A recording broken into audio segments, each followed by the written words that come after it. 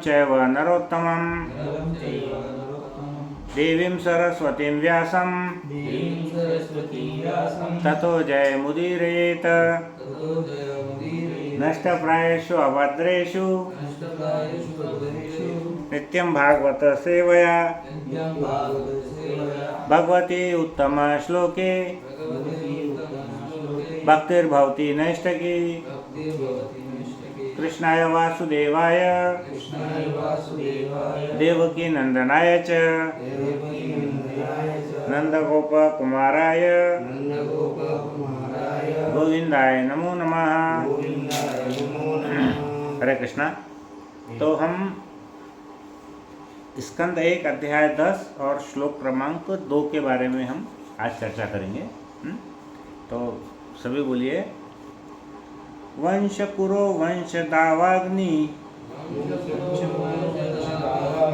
वंश कुरुम वर्ष दावाग्नि निर्हृतम वंश कुरो वंश दावाग्नि निर्हृतम वंश दावाग्नि निर्हृतम सर्हो हित्वा भवभावनो हरि निवेशयित्या निजराज्य ईश्वरो युधिष्ठिरं प्रीतमना बभूवः। वंश कुरो वंश दावाग्नि निर्हृतम सर्वो हित्वा भवभावनो हरिः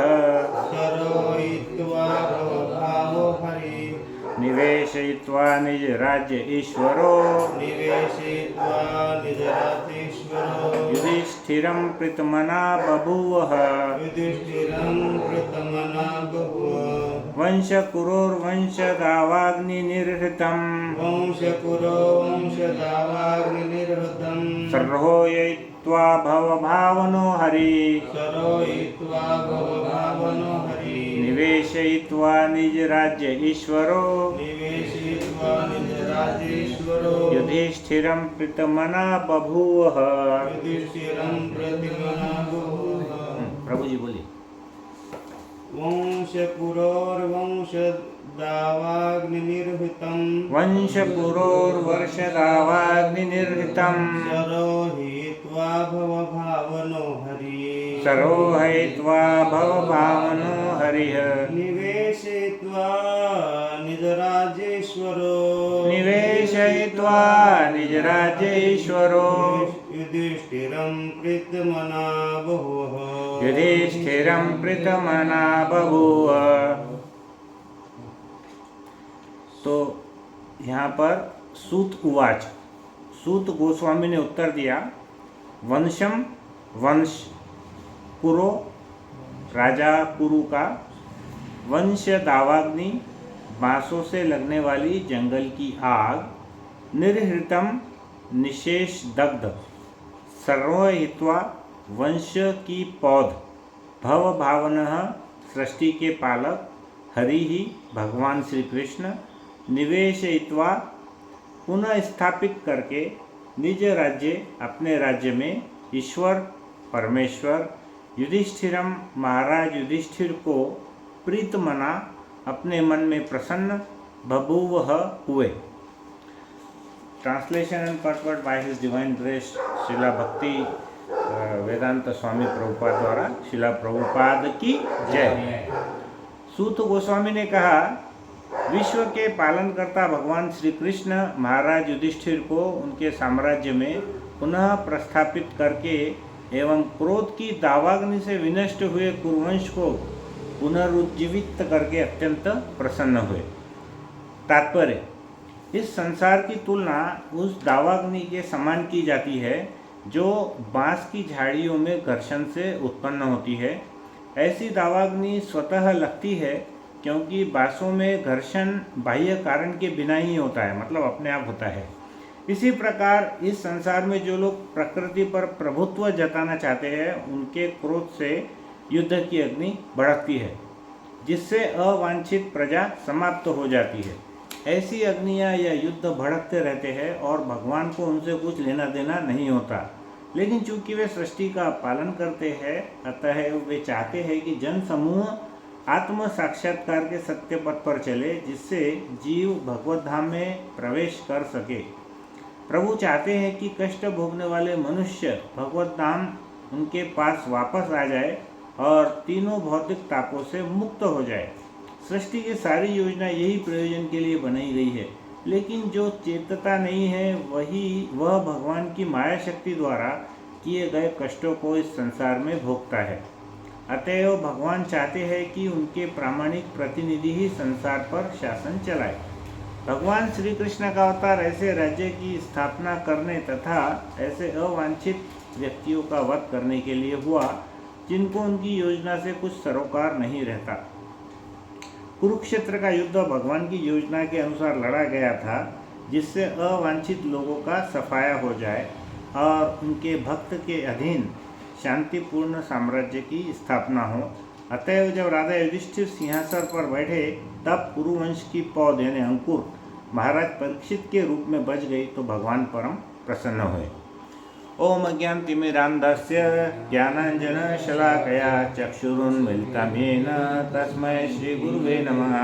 श्रीचैतन्यमनोभीष्टं स्थापितं येन भूतले स्वयं रूप कथामह्यं ददाति स्वपदान्तिकं। वन्देऽहं श्रीगुरु श्रीयुतपदकमलं श्रीगुरून् वैष्णवांश्च श्रीरूपं साग्रजातं सहगण रघुनाथान्वितं तं सजीवं साद्वैतं सावधूतं परिजनसहितं कृष्ण चैतन्यदेवं श्रीराधा कृष्णपादान् सहगणललिता श्रीविशाखान्वितांश्च। नमो विष्णुपादाय कृष्णपृष्ठाय भूतले श्रीमते भक्तिवेदांत स्वामिनिति नामिने। नमस्ते सरस्वती देवे गौरवाणी प्रचारिणे निर्विशेष शून्यवादी पाश्चात्य देश तारिणे।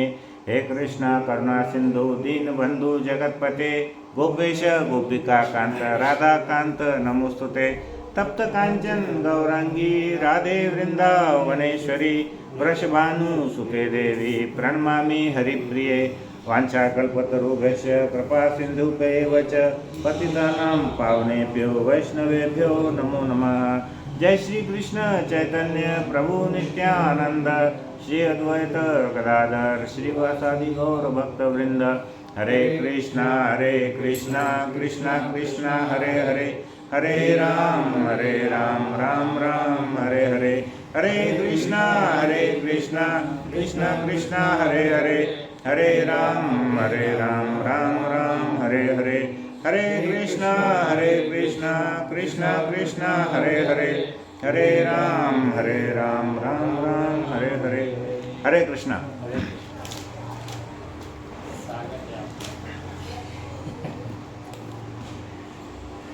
तो हमारे आज मॉर्निंग सत्र में सभी भक्तों का बहुत बहुत स्वागत है।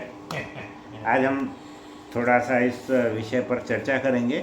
यहाँ देखिए, प्रभुपाद ने जो विशेष शब्द यूज़ किया है वो क्या क्या है इसमें, इस श्लोक में। एक तो उन्होंने बताया है कि कुरुवंश का नाश हुआ, कुरुवंश का नाश हुआ, और दूसरा उन्होंने बताया कि कृष्ण भगवान प्रसन्न हुए। और इसमें सबसे जो इम्पोर्टेंट शब्द है वो क्या है, दावाग्नि। तो दावाग्नि क्या है, हम उसके बारे में थोड़ी विस्तृत चर्चा करेंगे।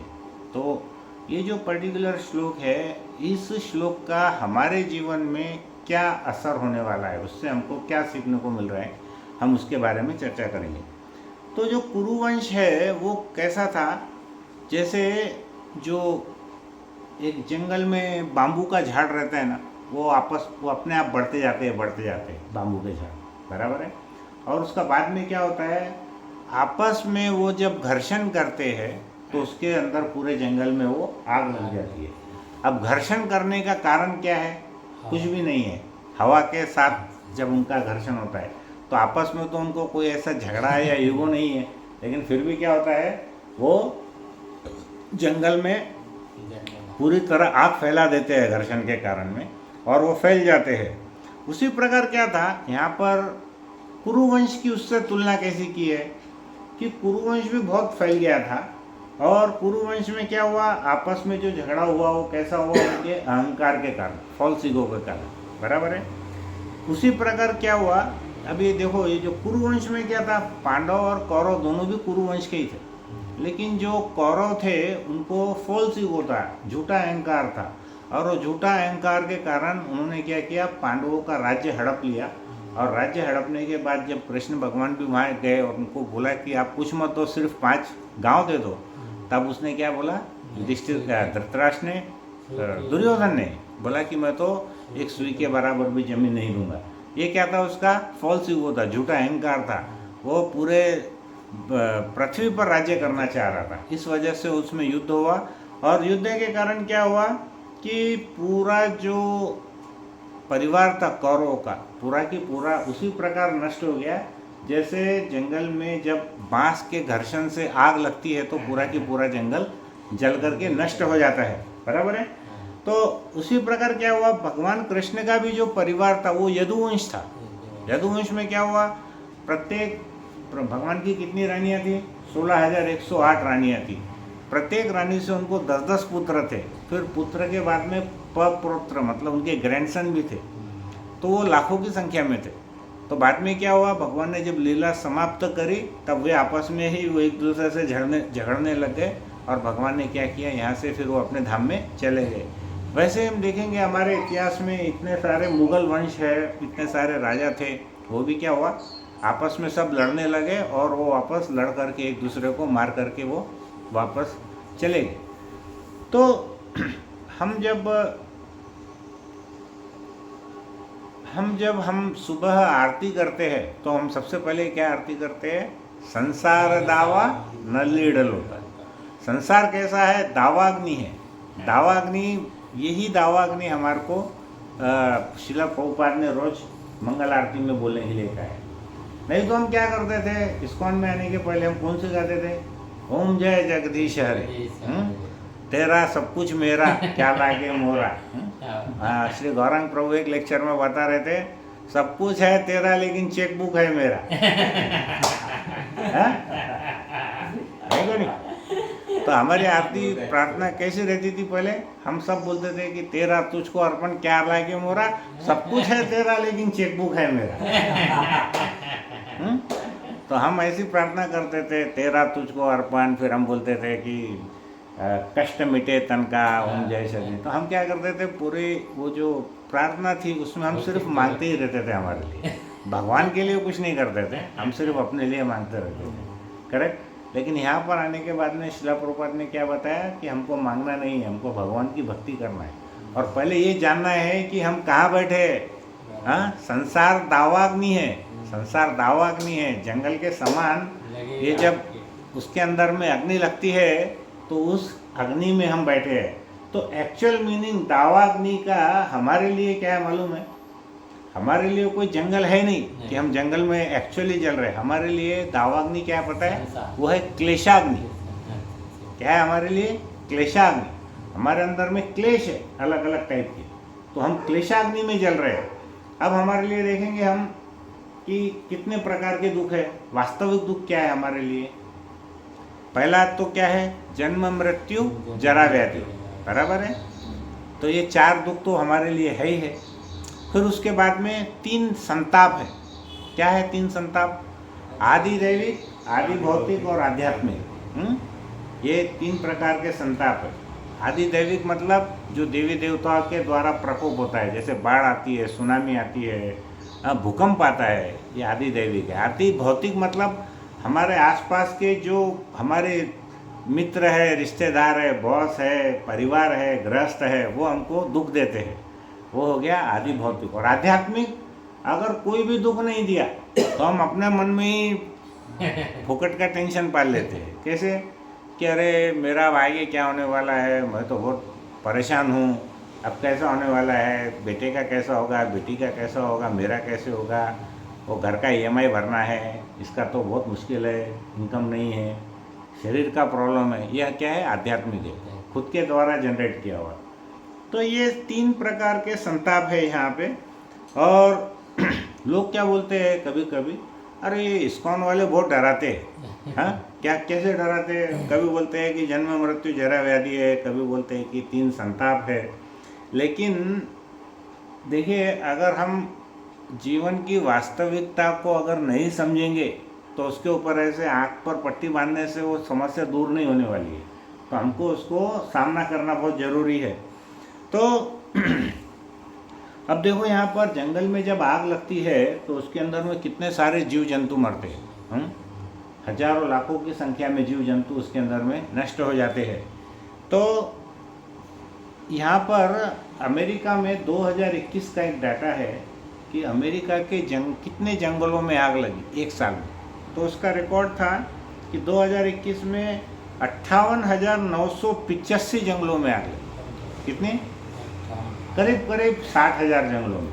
और 2020 में भी करीब करीब उतने ही जंगलों में आग लगी थी। तो उसमें क्या हुआ, प्रति वर्ष उनके इसमें 1 करोड़ एकड़ ज़मीन वो नष्ट हो जाती है इसके वजह से, दावाग्नि की वजह से। हाँ, और उसमें क्या होता है कि करीब करीब $3 बिलियन, मतलब हमारे 25,000 करोड़ रुपए, 1 करोड़ 2 करोड़ के जैसा कितने बार, 25,000 बार, 25,000 करोड़ रुपए का उनको प्रति वर्ष उसमें नुकसान होता है। और इसके अलावा कितने सारे हमारे पशु पक्षी जीव जंतु उसमें नष्ट हो जाते हैं, मर जाते हैं। और उसमें कितने सारे जो घर है और जितने भी मकान है, स्ट्रक्चर है, वो भी हजारों घर उसमें नष्ट होते हैं हर साल। बीच में क्या हुआ था कि एक ऊष्मा लहर निकली थी कैलिफोर्निया में। जब जंगल जलते हैं तो उसकी आग फैलती बाजू के शहर में। तो कैलिफोर्निया में वो हीट वेव बोलते हैं उसको, उष्ण लहरें। तो वो भी कैसी है, दावाग्नि से कम नहीं है। एक उदाहरण हम देखेंगे, एक बहुत बड़े चीफ एग्जीक्यूटिव ऑफिसर है, CEO, जिनका नाम है सत्य नडेला। नाम सुने क्या बोले? सत्य नडेला कौन है? माइक्रोसॉफ्ट कंपनी सुने क्या? माइक्रोसॉफ्ट कंपनी, उसके मेन बॉस है वो, CEO। अब वो इतने बड़े व्यक्ति है कि दुनिया की जो टॉप कंपनीज है, 50 कंपनीज, उसके अंदर में माइक्रोसॉफ्ट भी एक है। उसके वो चीफ एग्जीक्यूटिव ऑफिसर है, CEO। तो उनका जो सैलरी का पैकेज है वो 300 या 400 करोड़ का है साल का, अंदाजा। अब उनके पास में पैसे की कमी नहीं, पावर की कमी नहीं। उनको भारत सरकार ने अभी कुछ साल पहले पद्म भूषण भी दी। तो उनका एक लड़का था, उस लड़के को कुछ ऐसा रोग था कि वो चल फिर नहीं सकता था। तो उसको व्हील चेयर के ऊपर में ले जाना पड़ता था। अब आप सोचो, ऐसा व्यक्ति जिसके पास में किसी चीज़ की कोई कमी नहीं है, लेकिन वो उसका जो लड़का है उसका कोई इलाज भी नहीं। तो उसका बेटा पिछले साल 2022 में 28 फरवरी के दिन उसकी मृत्यु हुई। तो हम देखेंगे कि कितना भी हमारे पास में पैसा, पावर, सत्ता हाथ में क्यों नहीं रहती हो, लेकिन जो मृत्यु है वो किसके काल के अंतर्गत रहती है, भगवान के हाथ में रहती है। तो इसी को क्या बोलते हैं? क्लेशाग्नि बोलते हैं। क्लेशाग्नि यही है, दुख है ना। तो सत्य नडेला को एक लड़का था और 2 पुत्रियां थी। तो पुत्रियां तो है, लेकिन उसका जो पुत्र है उसकी मृत्यु हो गई। तो भक्ति सिद्धांत सरस्वती ठाकुर, वो कौन है? शिला प्रभुपाद के गुरु। वो क्या बोलते हैं कि ये जो संसार है ये सज्जन लोगों के लिए नहीं है। क्या बोलते हो? ये संसार सज्जनों के लिए नहीं है। अब चूंकि हम ये संसार में है, इसका मतलब हम सज्जन नहीं है। हम है क्या सज्जन? भक्ति सिद्धांत सरस्वती ठाकुर क्या बोलते हैं कि ये संसार सज्जनों के लिए नहीं है। मतलब किसके लिए? दुर्जनों के लिए है। क्योंकि हम ये संसार में, इसका मतलब ये तो नक्की है कि हम सज्जन नहीं है। अच्छा, अगर हम बोलते हैं कि हम दुर्जन भी नहीं है तो फिर क्या करना चाहिए? तो इस संसार से बाहर निकलो। समझ में आया क्या प्रभु जी? देखो, या तो आप मानो कि आप सज्जन नहीं दुर्जन है, लेकिन हम मानने को तैयार नहीं है कि हम दुर्जन है। तो फिर क्या है दूसरा रास्ता? इस संसार से वाइंड अप करो और जाओ, यहाँ पर मत रहो। तो अमेरिका का एक स्टेट है, एक राज्य है, काफ़ी दूर है अमेरिका से, उसका नाम है हवाई। हवाई, हाँ, बहुत सुंदर स्टेट है वो। वहाँ पर जापानीज़ लोग भी बहुत रहते हैं वो एरिया में, और हमारे जैसे ही वेदर है वहाँ का, बहुत अच्छा है, बहुत सुंदर शहर है, राज्य है। तो क्या हुआ था, शिला प्रभुपाद कुछ बीच बीच में वहाँ हवाई के मंदिर में जाते थे वो देखने के लिए। एक बार क्या हुआ, शिला प्रभुपाद वहाँ पर गए तो वहाँ पर क्या था, एक समुद्र की बीच था, बीच को क्या बोलेंगे, समुद्र था, बीच।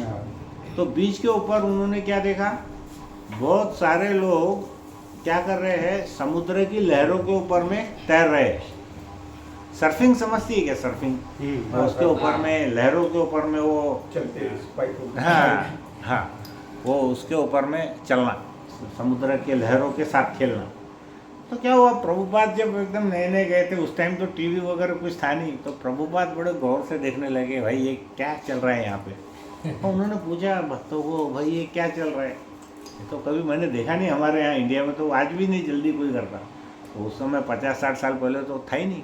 तो उन्होंने बोले, शिला प्रभुपाद, इसको क्या, ये एक प्रकार का खेल है, इसको क्या बोलते हैं, सर्फिंग। बोले सर्फिंग का मतलब क्या? तो बोले समुद्र की लहरों से खेलना। तो प्रभुपाद तुरंत बोलते हैं, ये सर्फिंग नहीं है, ये सफरिंग है। सफरिंग है। हाँ, क्या बोलते हैं वो, ये सफरिंग। सर्फिंग नहीं है, ये सफरिंग है। उनको लग रहा है कि ये समुद्र की लहरों से खेल रहे हैं, लेकिन वास्तव में ये संसार की लहरों से खेल रहे हैं। क्योंकि समुद्र की लहरें का तो कुछ जाना नहीं है, लेकिन एकाध लहर ने कभी उनको उल्टा कर दिया तो इनकी कम मृत्यु हो जाएगी, पता ही नहीं चलेगा इन्हें। करेक्ट। तो उन्होंने क्या बोला कि वास्तव में ये संसार की लहरें हमारे साथ खेलती है, हम समुद्र की लहरों के साथ में नहीं खेलते, संसार की लहरें हमारे साथ में खेलती है।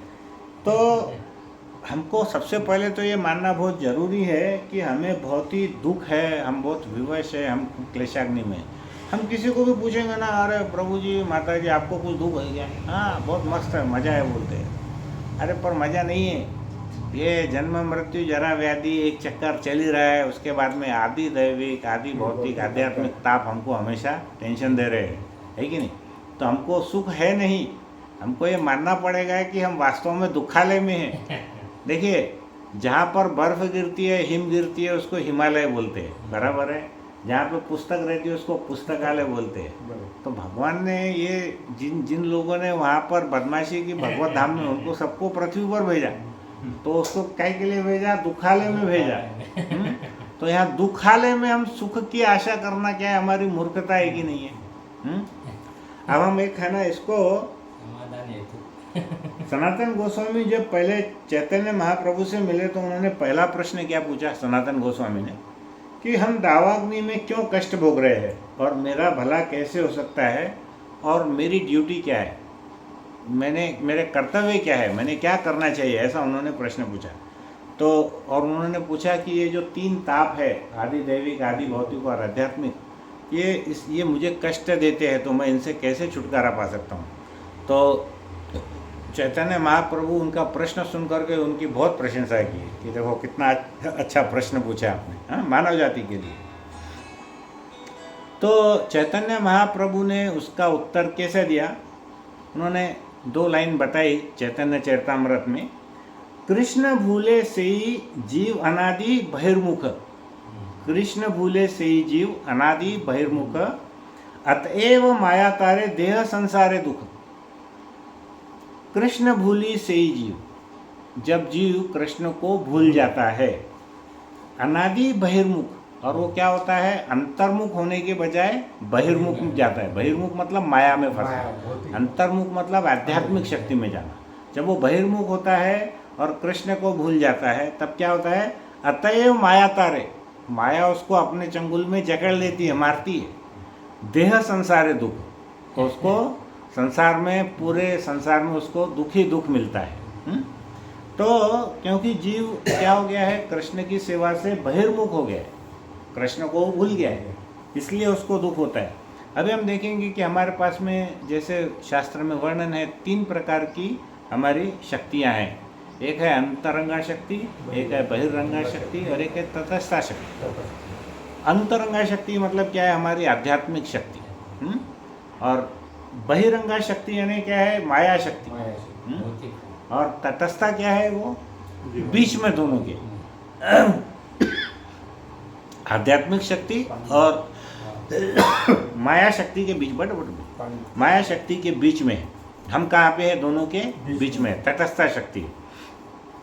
तो हम क्या कर रहे हैं? जीव क्या कर रहा है? पेंडुलम के जैसा घूमता रहता है। कभी तटस्थ, कभी क्या करता है? अंतरंगा में घुसता है, कभी बहिरंगा में घुसता है।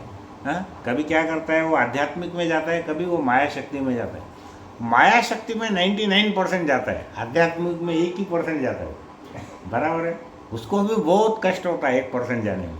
अरे सुबह उठो, नहाओ धो, मंगल आरती करो, हाँ, इतना सब उसका नियम करो, ये सब करो, उसको ज़्यादा इंटरेस्ट नहीं रहता उसमें। तो क्या हो रहा है? अंतरंगा शक्ति और बहिरंगा शक्ति के बीच में वो घूमता रहता है वो। तो हमारे पास में क्या है? 3 प्रकार के संताप है, जो मैंने बताया, आदि दैविक, आदि भौतिक और आध्यात्मिक। 3 काल है, वर्तमान काल, भूतकाल और भविष्य काल। और 3 प्रकार के गुण हैं। क्या है? सतोगुण, रजोगुण, तमोगुण।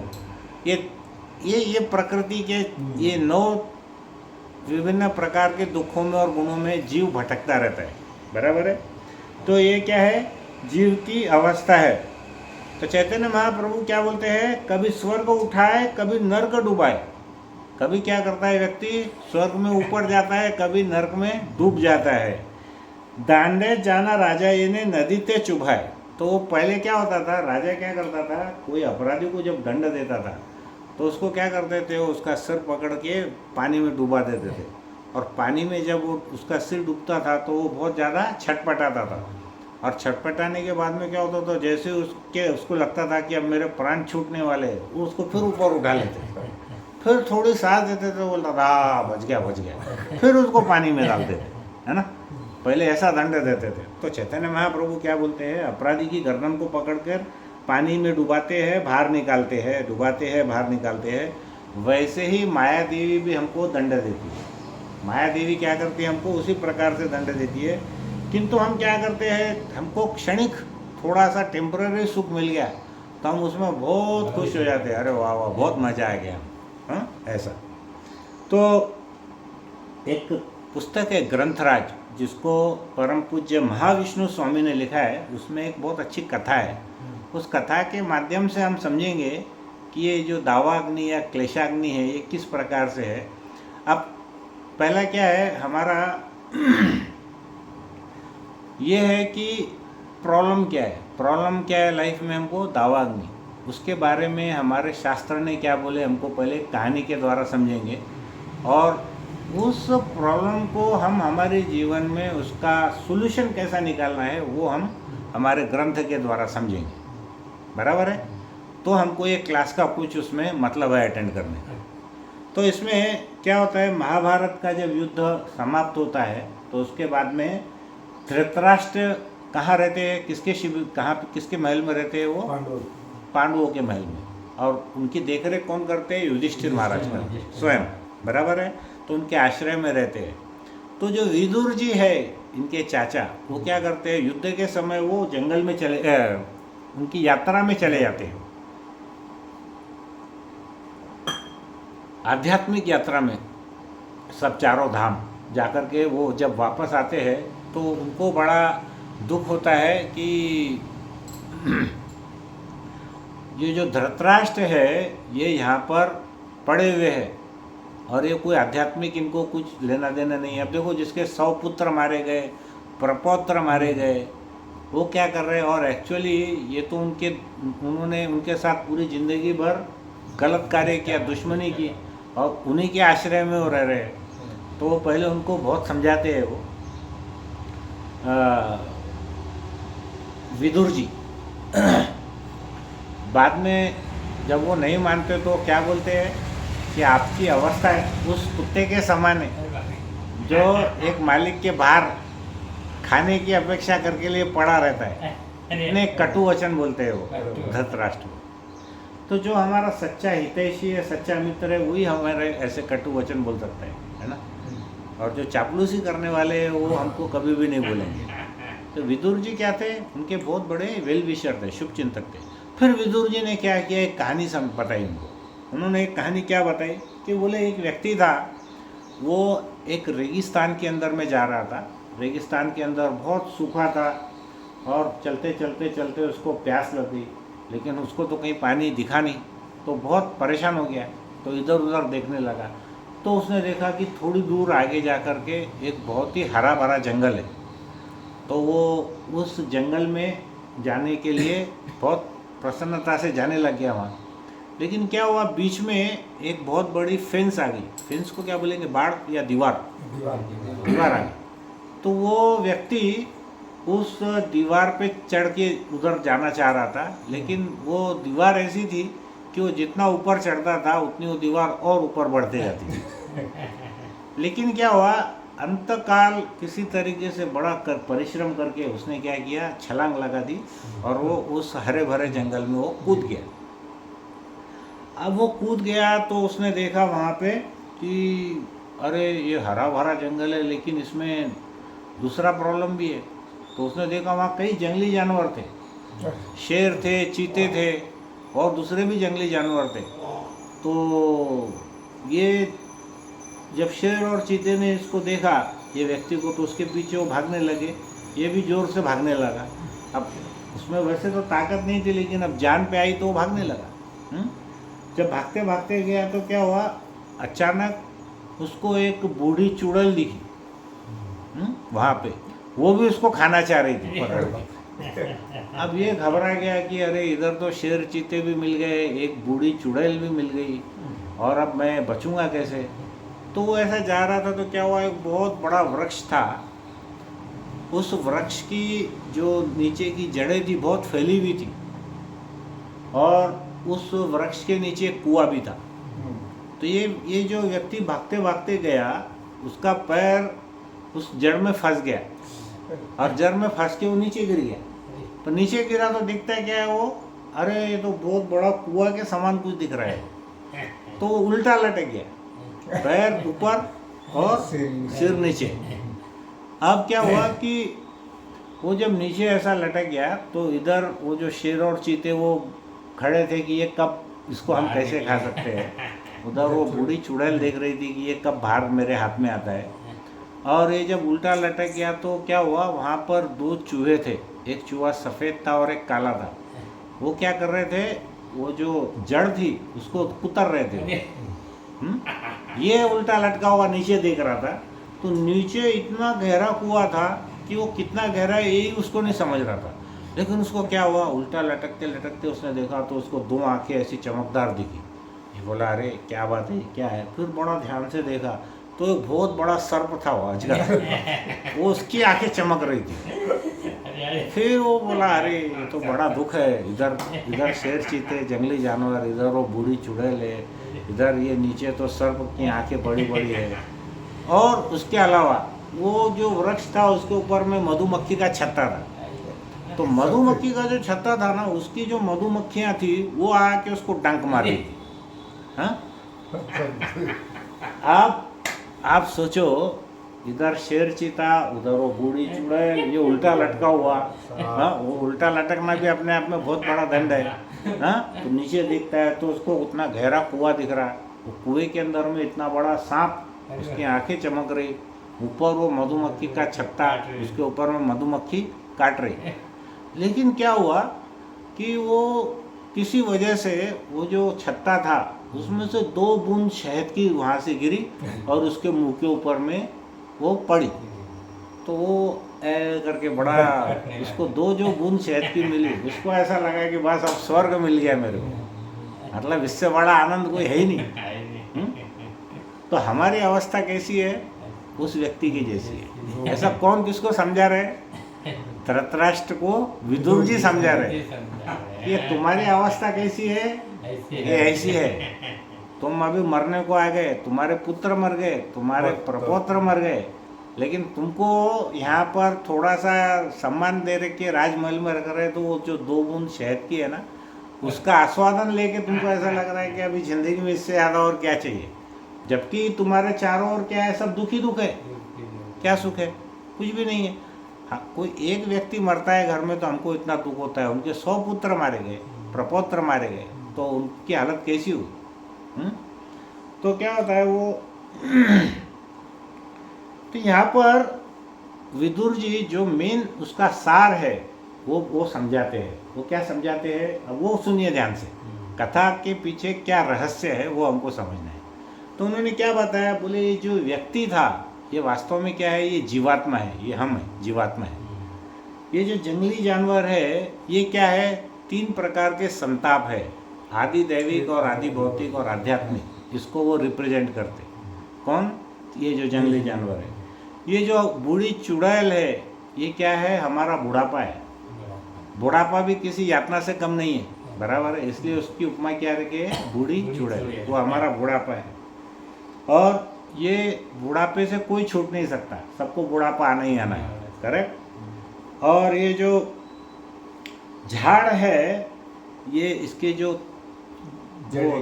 जड़े है जिसके अंदर ये लपटा हुआ है, वो क्या चीज़ रिप्रेजेंट कर रही है, वो हमारे शरीर की आयु है, आयु रिप्रेजेंट कर रही है। और ये जो 2 चूहे हैं, एक सफ़ेद और काला, ये क्या कर रहे हैं, उसको दोनों को कुतर रहे थे। तो ये क्या है, दिन और रात है। तो जैसे जैसे हमारा एक दिन और एक रात जाता है हमारी आयु उतनी कम होते जाती है। तो ये दोनों चूहे क्या कर रहे थे, उस जड़ को धीरे धीरे कुतर रहे थे। वैसे ही दिन और रात क्या करते हैं, हमारी आयु को धीरे धीरे कम करते जाते हैं, बराबर है। और ये जो अंधा कुआं है ये क्या है, पुनः पुनः जन्म चक्र है, जन्म मृत्यु का चक्र है। हम बार बार पैदा होते हैं, मरते हैं, बार बार पैदा होते हैं। तो ये अंधे कुएं में गिरने के समान है। ये जो सर्प है ये क्या है, हमारी मृत्यु है, जिसका अंतिम क्षणों तक वो इंतजार करता है। सर्प क्या करता है, अजगर देखता है कोई ऊपर से नीचे गिर गया तो उसका आहार मिल जाएगा, अंतिम क्षण तक वो मृत्यु की राह देखता है। उसके बाद में जो मधुमक्खियाँ है, मधुमक्खियाँ क्या है, ये हमारे परिवार है, मित्र है और रिश्तेदार है। तो ये क्या करते हैं, परिवार, मित्र, रिश्तेदार, ये हमको जो हमारी तकलीफ़ है, हमारे जो ट्रबल्स है, उसके भी वही कारण है। हमको तकलीफ़ देने वाले कौन है? कोई आदमी यहाँ पे फ्रांस में बैठा हुआ हमको तकलीफ़ दे रहा है क्या? उधर यूरोप का आदमी हमको कोई तकलीफ नहीं दे रहा। हमारे जो आसपास के लोग हैं वही हमको तकलीफ़ के हमारे कारण है। वो मधुमक्खियाँ है जो हमको काट रहे हैं। लेकिन वो जो 2 बूंद शहद है वो भी क्या है, हमारी इंद्रिय तृप्ति है। वो भी किससे मिल रही है, हमारे मित्र से, परिवार से और रिश्तेदार से। इंद्रिय तृप्ति हमारे को जो 2 मिनट का क्षणिक सुख मिल रहा है वो कैसे मिल रहा है, हमारे मित्र, परिवार और रिश्तेदार से मिल रहा है। तो ये सारी चीज़ें विदुर जी ने धृतराष्ट्र को समझाई। तो धृतराष्ट्र को ये बात इतनी ज़्यादा उसको हृदय में स्पर्श हुई कि उन्होंने क्या किया कि विदुर जी बाद में धृतराष्ट्र को और बोलते हैं कि इस संसार में एग्जैक्टली हमारी यही अवस्था है, हम ऐसे ही अवस्था में हम जिंदा है। और हम सोचते हैं कि संसार में बहुत सुख है, लेकिन लगातार सभी ओर से हमको क्लेशाग्नि का सामना करना पड़ता है, बराबर है। तो फिर विदुर जी ने क्या किया, धृतराष्ट्र को आग्रह किया कि महाराज अब आपका समय हो गया, अब आप क्या करिए, इसको महल को छोड़िए और जंगल में चलिए और आत्म साक्षात्कार कीजिए। हाँ, तो फिर धृतराष्ट्र ने जब ऐसी कहानी उसने सुनी, धृतराष्ट्र ने, तो फिर वो वहाँ से निकल पड़े और अंतिम समय में उन्होंने जीवन का लक्ष्य प्राप्त कर लिया। हाँ, तो ये कहानी के माध्यम से इतने बड़े विदुर और धृतराष्ट्र जी अगर कुछ शिक्षा ले सकते हैं तो हमको भी कुछ शिक्षा उसमें से लेनी चाहिए। अब इसमें देखिए थोड़ा सा रेफरेंस कहाँ पे है अंधे कुएं का। श्रीमद् भागवतम में भक्त प्रहलाद कहते हैं, किसको कहते हैं, उनके पिताजी को, जो दैत्यराज है, क्या नाम है उनका, हिरण्यकश्यप। हिरण्यकश्यप को क्या कहते हैं वो देखिए, बहुत अच्छा श्लोक लगा मेरे को ये। तत् साधु मन्ये असुरवर्य देहिनाम सदा समुद्विग्न धियामि असद्ग्रहात् हित्वा आत्मपातम ग्रहम अंधकूपम वनम गतो यत हरिम आश्रयेत।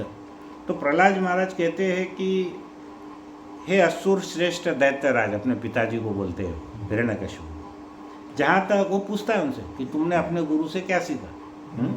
वो बार बार बोलता है हरि हरि ये वो, तो बड़ा गुस्से में आता है। वो बोलता है तूने गुरु से सीखा क्या। तो वो क्या बोलते हैं कि जहाँ तक मैंने अपने गुरु से सीखा है, ऐसा कोई भी व्यक्ति जिसने क्षणिक देह तथा क्षणिक गृहस्थ जीवन स्वीकार किया है। क्षणिक बोल रहे हो, 100 साल 80 साल नहीं बोल रहे। जिसने 5 मिनट के लिए भी ये देह स्वीकार की या 10 मिनट के लिए भी गृहस्थ जीवन स्वीकार किया है, वह निश्चय ही चिंताग्रस्त रहता है। उसको स्टैम्प लग जाता है कि वो हमेशा चिंता में रहता है। बराबर है, क्योंकि वह ऐसे अंधे कुएं में गिर जाता है। यहाँ लिखा है अंधकूपम, वह ऐसे अंधे कुएं में गिर जाता है जहाँ जल नहीं रहता।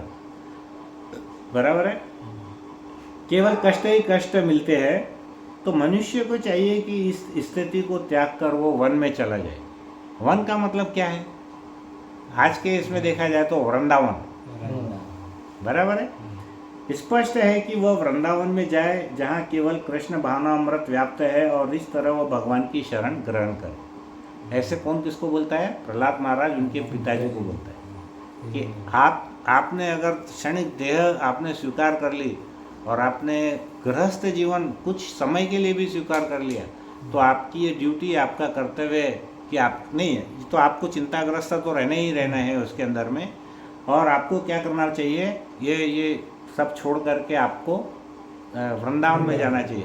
अब वो ऐसे पिताजी को बोल रहा है जिसने 60,000 वर्ष इतनी कठोर तपस्या, हाँ, लेकिन वो क्या किया? ये जो तपस्या उसने की हिरण्यकश्यपु ने, वो इंद्रिय तृप्ति के लिए की। भगवान को प्रसन्न भी क्यों किया उसने? वरदान मांगने के लिए, खुद के लिए। अब सवाल क्या है कि अब हम ये 3 प्रकार के तापों से हम कैसे छूट सकते हैं। बराबर है, अब हमने देखा कि एक उदाहरण जो विदुर जी ने धृतराष्ट्र को दिया, उसके अंदर में कैसे जीव इतना परेशान है क्लेशाग्नि से। दूसरा उदाहरण फिर अभी प्रहलाद महाराज उसके पिता को बोलते हैं कि आपको क्या करना चाहिए, कैसे रहना चाहिए, चिंता क्यों रहती है। तो फिर हमको ये भगवत गीता में भगवान कृष्ण क्या कहते हैं वो बहुत इंपॉर्टेंट है। देखिए, प्रश्न है तो उसका सोल्यूशन भी हमको ढूंढना है लाइफ में। तो 3 संतापों से हम कैसे छूट सकते हैं? तो भगवत गीता में बोलते हैं भगवान 7.14 में, देवी हियेश गुणमयी मम माया दुरत्यया मामेव ये प्रपद्यन्ते माया मेता तरंती थे। तो वो बोलते हैं कि प्रकृति के 3 गुणों वाली मेरी इस देवी शक्ति यानी माया देवी को पार कर पाना कठिन है। खुद ही बोल रहे हैं, भगवान ने ही पूरा बनाया है। तीनों ये संताप भी भगवान ने ही डाले हैं, आदि दैविक, आदि भौतिक, आध्यात्मिक। उसको पार करना वो खुद ही बोल रहे हैं कठिन है। किंतु मामेव ये प्रपद्यन्ते, मामेव यानी सिर्फ मेरे पास जो शरणागत हो जाते हैं वो इसे सरलता से पार कर जाते हैं। तो क्या करना पड़ेगा? हमको भगवान की शरण में जाना पड़ेगा। कैसे जाएंगे? हरे कृष्णा कृष्णा कृष्णा हरे हरे, हरे राम राम राम हरे हरे। श्रील प्रभुपाद अपने तात्पर्य में कहते हैं कि जैसे एक व्यक्ति रस्सी से बंधा हुआ है, तो वो बंधा हुआ व्यक्ति दूसरे रस्सी से बंधे हुए व्यक्ति को खोल सकता है। एक बंधा हुआ व्यक्ति दूसरे व्यक्ति को, जो बंधा हुआ व्यक्ति है उसको वो खोल नहीं सकता। वैसे ही जो अतः रक्षक जो हमारी रक्षा करेगा उसको मुक्त होना चाहिए, वो बंधन में बंधा हुआ नहीं होना चाहिए। तो हमारे सबसे बड़े रक्षक कौन है? स्वयं भगवान कृष्ण। और दूसरे कौन है? उनके प्रामाणिक प्रतिनिधि। वो कौन है? हमारे गुरु वैष्णव। जो गुरु है वो और हम भगवान कृष्ण हैं। हम जब इनकी शरण लेंगे तभी हम ये भौतिक बंधनों से छूट पाएंगे। बराबर है। यहाँ पर एक शब्द है, देखो भगवान कहते हैं मामेव। मामेव यानी क्या है? एकमात्र मेरी शरण लेना, ऐसा भगवान बोलते हैं। तो उसमें उन्होंने एक बहुत क्लियरली प्रभुपाद कहते हैं तात्पर्य में, शिव जी की या ब्रह्मा जी की भी शरण नहीं लेनी चाहिए। तो क्यों नहीं लेनी चाहिए? वो दोनों तो, शिव जी तो महान वैष्णव है, भौतिकवादी की महाजन है, लेकिन फिर भी उनकी शरण क्यों नहीं बोले? भगवान की ही, कृष्ण की ही शरण क्यों? कारण क्या है पता है? कि वो स्वयं माया के वश में है दोनों। अभी क्या बोले प्रभुपाद कि जो व्यक्ति हमको छुड़ाएगा वो कोई भी बंधन में नहीं रहना चाहिए। लेकिन शिव जी और ब्रह्मा जी भी माया माया के बंधन में है। अब कौन सी माया के बंधन में है? तो ब्रह्मा जी जो है वो रजोगुण के अवतार है और शिव जी तमोगुण के अवतार है, बराबर है। तो वो भी माया के अंदर में बंधे हुए हैं। इसलिए फिर जो ऑलरेडी बंधा हुआ है वो हमारे को कैसे खोल सकता है, हमारा बंधन कैसे काट सकता है? तो भगवान शिव भी पुष्टि करते हैं केवल विष्णु कृपा से ही मुक्ति प्राप्त की जा सकती है। तो वो बोलते हैं, शिव जी बोलते हैं, मुक्ति प्रदाता सर्वेशा विष्णुरेव न संशय। कि बोलते हैं कि इसमें कोई संदेह नहीं है कि विष्णु ही सबों के मुक्ति दाता है, ऐसा शिव जी खुद कहते हैं। तो यहाँ पर इस श्लोक में हमने क्या चर्चा किया आज, कि हमको ये जो भगवान बता रहे हैं कि ये जो दावाग्नि है, उस दावाग्नि से हमको निकल करके हम अपने आप को प्रसन्नता में कैसे रह सकते हैं। और भगवत धाम जाने के लिए भगवान क्या बोलते हैं कि मेरी जो ये माया मैंने रची है, जिसमें तीनों प्रकार के जो संताप है, आदि दैविक, आदि भौतिक और आध्यात्मिक, तीनों प्रकार के संताप को अगर आपको लांघना है तो क्या करो, सिर्फ मेरी और मेरी शरण में आओ, बराबर है, ऐसा उन्होंने बताया। तो यहाँ पर देखेंगे कि भगवान क्या हुआ कि राजा युधिष्ठिर जब सिंहासन पर बैठ गए तो उनका जो एक अंकुर था वो कौन था, परीक्षित महाराज। तो परीक्षित महाराज भी आगे राजा बनेंगे ऐसा उनको विश्वास हो गया था। तो इस कारण से भगवान कृष्ण बड़े प्रसन्न हुए और वो फिर अपने स्वधाम यानी द्वारका जाने के लिए वो तैयार हो गए और वो बहुत प्रसन्न हुए। तो यहाँ पर हम आज का हमारा मॉर्निंग की कथा हम समाप्त करेंगे। ग्रंथराज श्रीमद् भागवतम की जय, शिला प्रभुपाद की जय, अनंत कोटि वैष्णव वृंद की जय। हरे कृष्ण। प्रभु जी की जय। बता